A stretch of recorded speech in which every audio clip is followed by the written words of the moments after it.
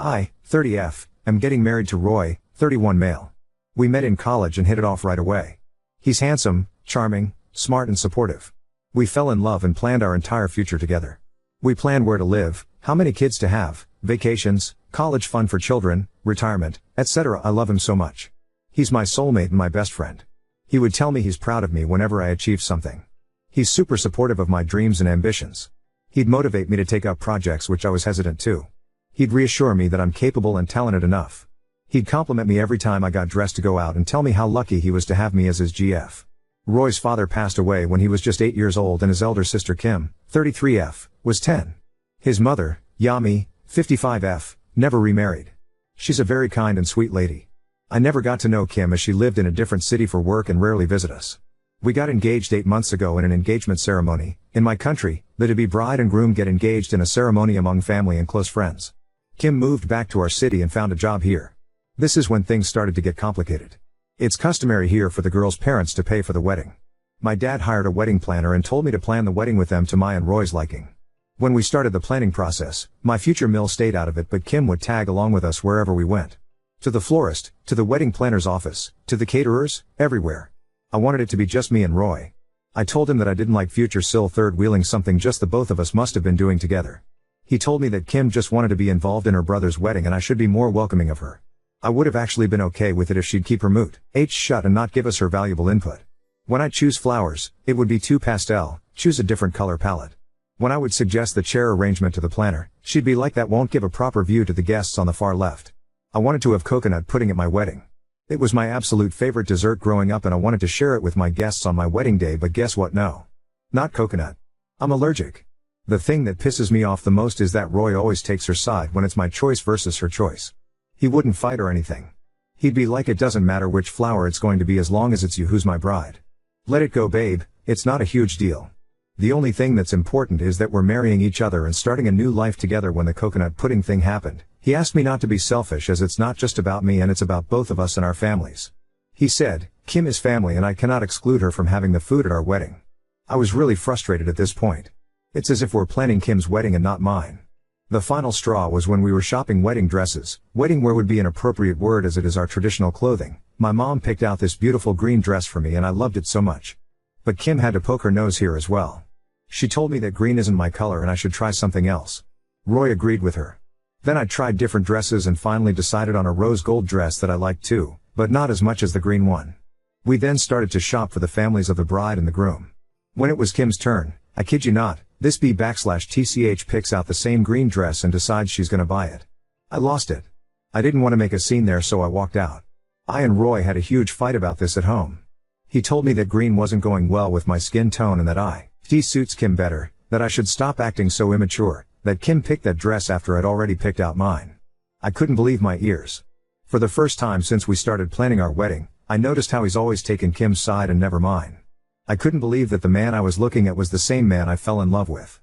Roy and Kim shared a strong bond due to losing their father so young. They were each other's best friends and support system growing up. But that doesn't justify him taking her side when it's our wedding and our vision. Back in college when we were dating, he'd brag about his sister to anyone he could, even if that person was complimenting me. Like, if someone complimented the taste of the coffee I made, he'd be like, if you think this is delicious, then you must try the coffee my sister makes, etc. It was annoying but wasn't a big deal and I let it go as I knew he was really close to her. But this time I cannot let go. It's our wedding. Not Kim's wedding. I yelled at him that if this wedding is happening, then it's happening like we both envisioned it or it's not happening at all. Roy got mad at me and yelled that I was just jealous of his sister as I can never be as good as her. That I am a bitter person for holding a grudge against Kim even though she's been nothing but kind to me. That she was just trying to help, etc. I don't hold any grudge against her. I just want to have my dream wedding. Ada? NTA, stop the bus. Get off and run. Ruun baby run. Don't let the door hit your ass on the way out cause you are running so fast. You will never get your own way. Imagine having a kid, but because Kim likes the name Tammy, your kid is now Tammy. Imagine your nursery being Dayglow Orange because Kim likes it. You are in a relationship that is 2 against 1. Want to guess which side you have been placed on? Do you really want to live your entire life doing whatever Kim wants? Don't be stupid enough to think, okay, he will change, he won't. Don't waste your time trying to get him on your side. Stop the planning now, and tell your dad to not pay a dime to anyone for anything. Save your dad some money before he pays anything. I can finally see how doomed my future is if I decide to marry this man. I want to call my mom and cry so bad. I just want to hug my parents and tell them that they were right about him and that I was blinded by love. But I'll have to wait. I can't let them see me in such miserable condition. I need to put myself together and be mentally ready to handle this situation. I've already called the wedding planner and asked her to block any further payments to the vendors. Update 1. I'm at my home with my parents, my sister, and my best friends, having coconut pudding. We spoke for a while to put our stories together so that I get the sequence of events right. I forgot to mention my sister Maya, 34F. She works abroad and came home a week ago to help me with the then upcoming wedding and also to spend time with me. The day of wedding we're shopping. Maya stayed home as she was jet lagged.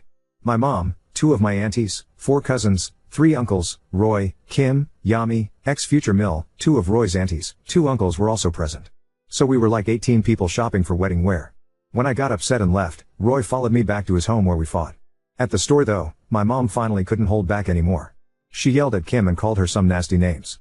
Kim retorted by calling me a few nasty names. This led to a messy shouting match between Team Bride and Team Groom, Yami attempting to calm the situation down. Police were called and they were all escorted out of the shop.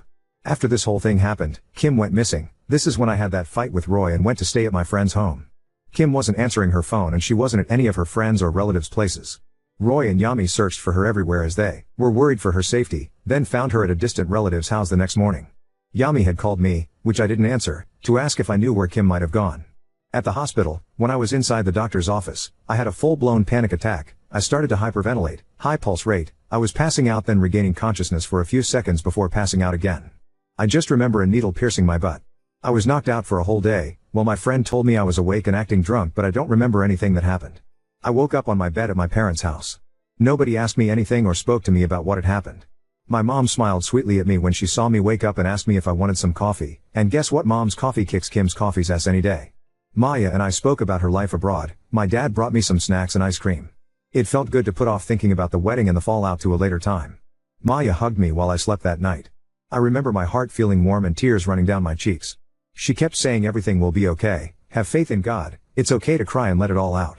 Next morning, I got a call from Roy. I picked up. He asked me where I was and I said I'm at my home. He said he wants to meet me at his place to sit down and resolve the differences between us. I said okay, I'll be there. I can move on only if I end this chapter of my life once and for all. My dad drove me, Maya and my mom to Roy's place. Roy, Kim, Yami and his uncle, Yami's brother, were there. I know it's silly but I hoped Roy understood his mistakes and was going to apologize to me. And boy was I wrong.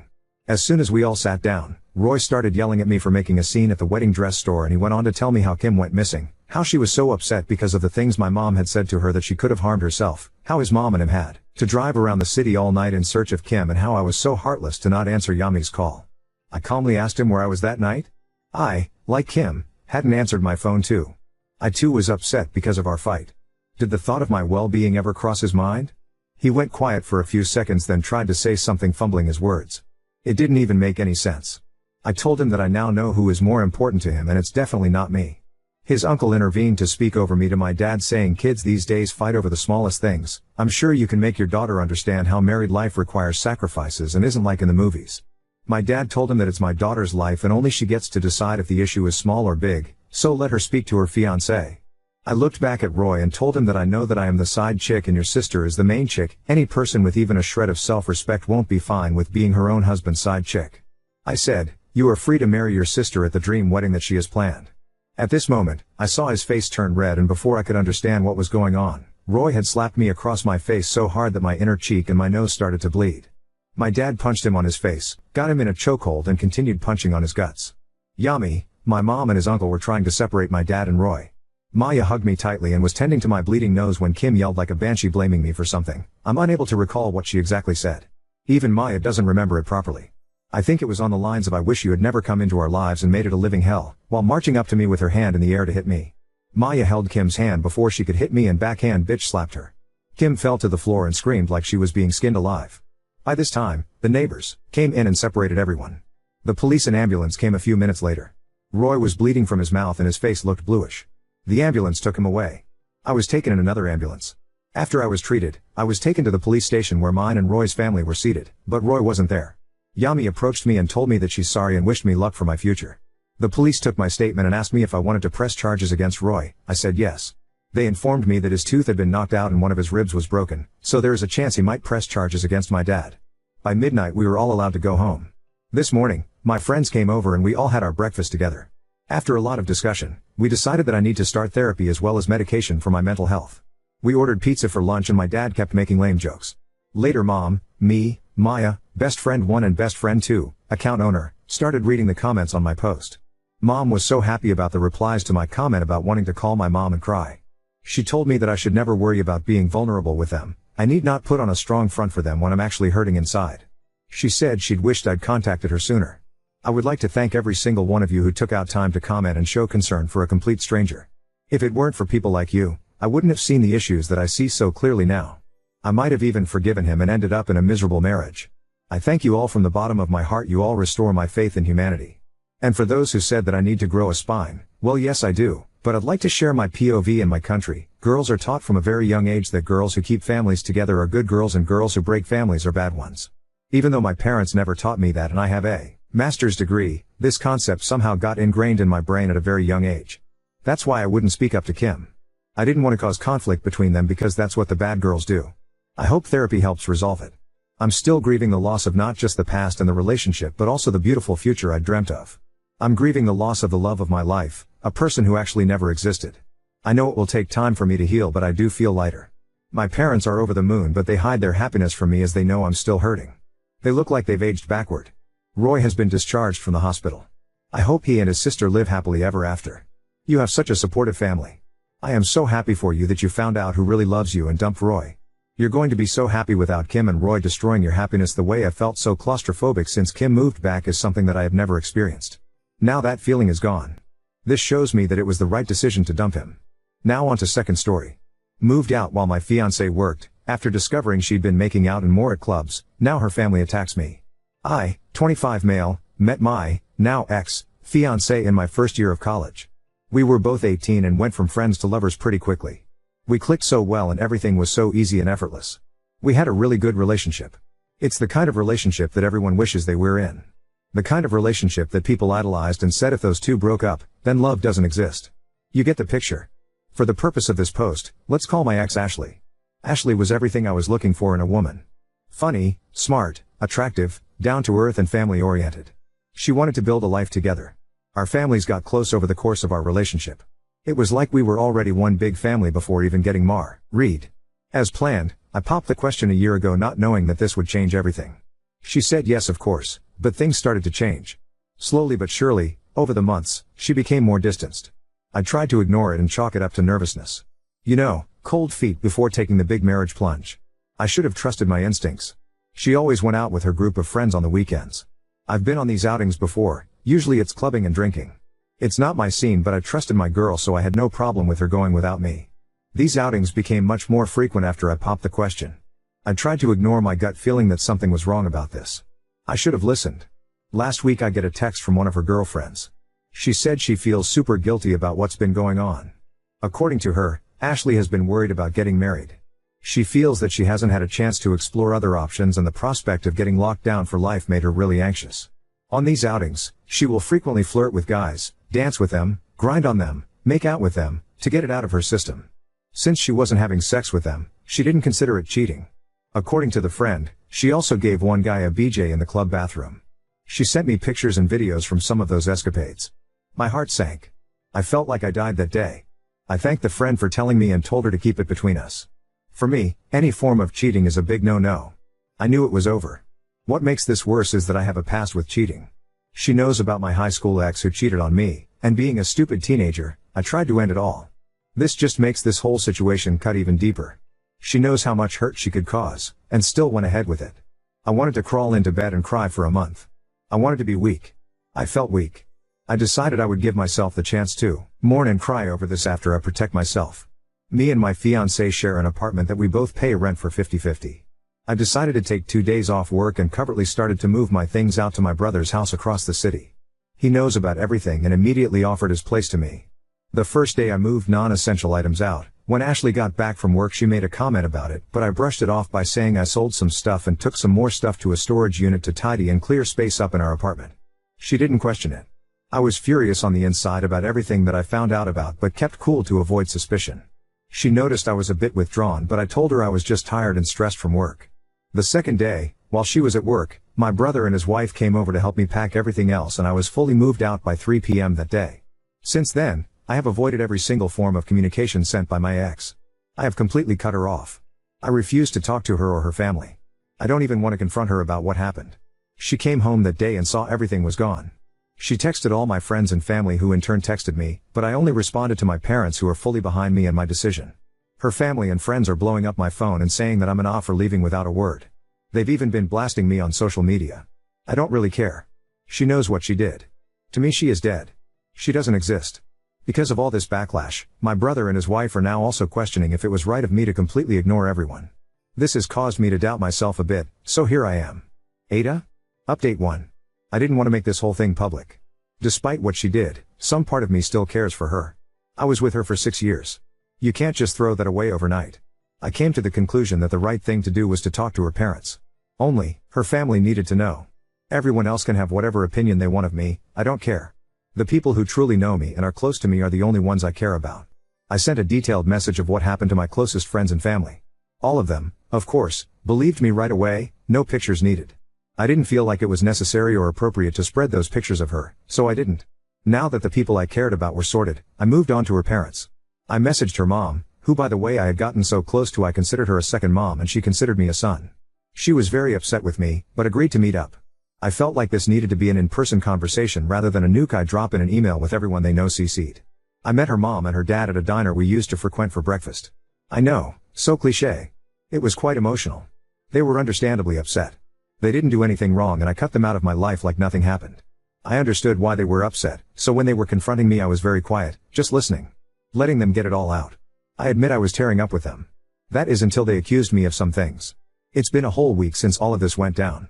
In that week, a lot happened.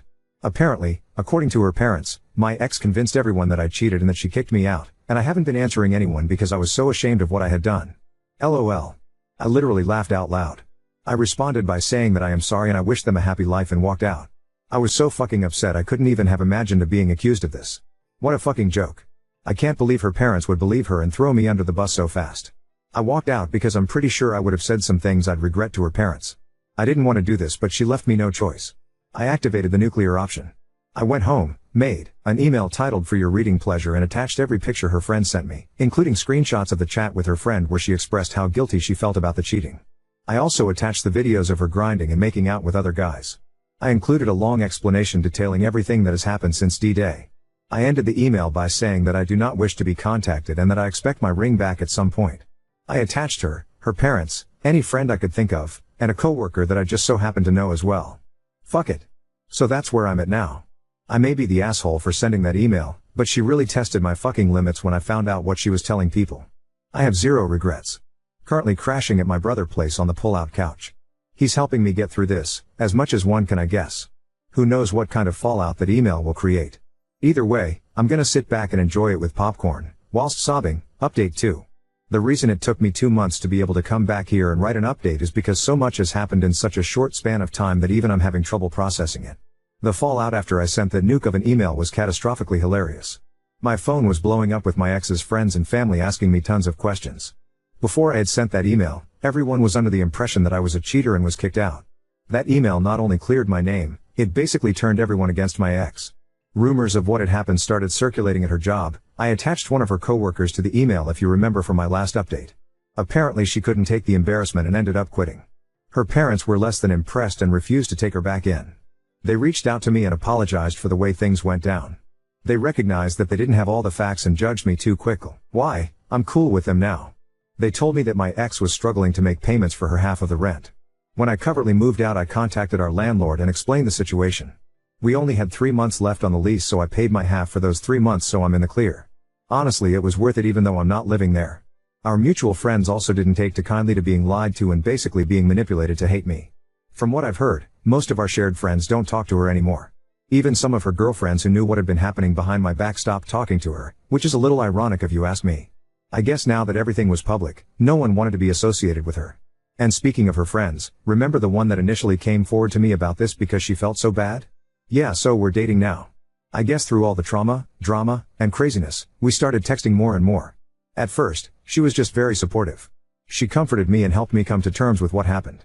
But slowly and surely, We became closer and closer and started to talk about our lives, our interests, our dreams. We realized we had a lot in common. We are also both single and young. We kinda just fell right into it naturally. She's honestly so great. Very kind and loving. I am aware that some people may think this is just a rebound, but I'm really enjoying my time with her and things are going great. I feel great. Since everything went down, I have had no contact with my ex. I've heard through multiple friends that she is livid that I ghosted her and won't even talk to her. She says what I'm doing to her is torture because I won't even give our relationship closure. I just laughed because if she thinks what I'm doing is torture, then she's clueless about what she put me through. I'm honestly good. I will go the rest of my life without ever talking to her again. Call me petty. Call me dumb. I am who I am and I feel this is right. As for me, life is looking good. I'm dating an amazing girl, I've gotten so much support from my family and friends, it's nice to see who the real ones are, you know, the ones that actually stuck with me throughout this whole ordeal, and best of all, I feel like I'm really moving on from this whole thing. Hope this update gives you all closure, so many of you messaged me needing an update. It just took me a second to gather myself to be able to write this in the midst of all this craziness.